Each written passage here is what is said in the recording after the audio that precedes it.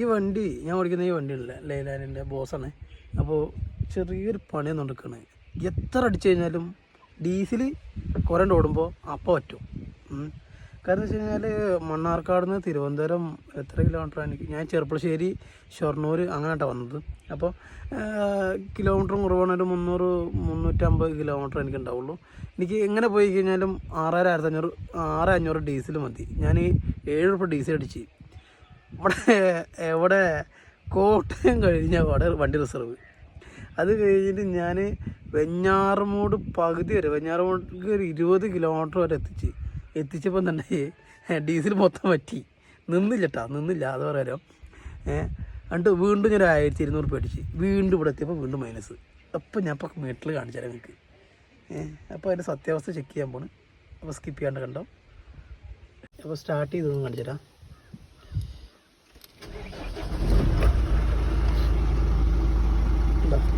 Metre കയറിയിട്ടില്ല കേട്ടാ, കാണാൻ പറ്റില്ല. റേഞ്ച് ഇപ്പോൾ വരും. അപ്പോൾ ഇതിൻ്റെ കുഴപ്പമാണോ അല്ലെങ്കിൽ ഇനിയിപ്പോൾ അതുകൊണ്ടാ റേഞ്ച് ഇല്ല. അപ്പോൾ നമുക്ക് ചെക്ക് ചെയ്യാനുള്ള വഴി കാണിച്ചു തരാം. ഡീസൽ തീരുന്നതാണോ അല്ലെ മീറ്ററിനാണോ കംപ്ലൈൻറ്റ് നമുക്കിപ്പോൾ ചെക്ക് ചെയ്യാം. അതിനുള്ള ഏറ്റവും വഴിയാണ് ഇങ്ങനെ കയറുക. അതിന് വേണ്ടത് ഇങ്ങനെ വൃത്തിയുള്ളൊരു കൊമ്പ്, ഒരു വല്ല എന്തെങ്കിലും ചെറിയൊരു വടി വേണം. അല്ല വൃത്തിയുള്ള വേണം കേട്ടോ. ജസ്റ്റ് ആ ടാങ്ക് ഓപ്പൺ ചെയ്ത് ടെസ്റ്റ് ചെയ്ത്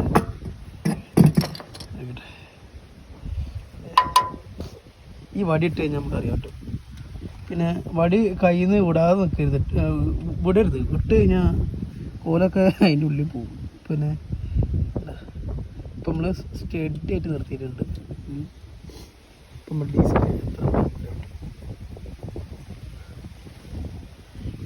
ഇത്രക്കും ഡീസൽ, ഇത്ര ഡീസൽ പറയുമ്പോൾ 10-15 ലിറ്റർ. അപ്പോൾ അത് ഒരു 15, കാരണം ടാങ്ക് നീളത്തിലാണ് കിടക്കണത്. അപ്പോൾ എങ്ങനെയൊരു ഡീസൽ ഉണ്ടാവും കണ്ടോ, ടാങ്കിൻ്റെ വലുപ്പം കണ്ടല്ലേ. അതാണ് 15 ലിറ്റർ എന്ന് പറയാൻ കാണുന്നത്. അതിന് 10-20 ലിറ്റർ ഉണ്ടാവും.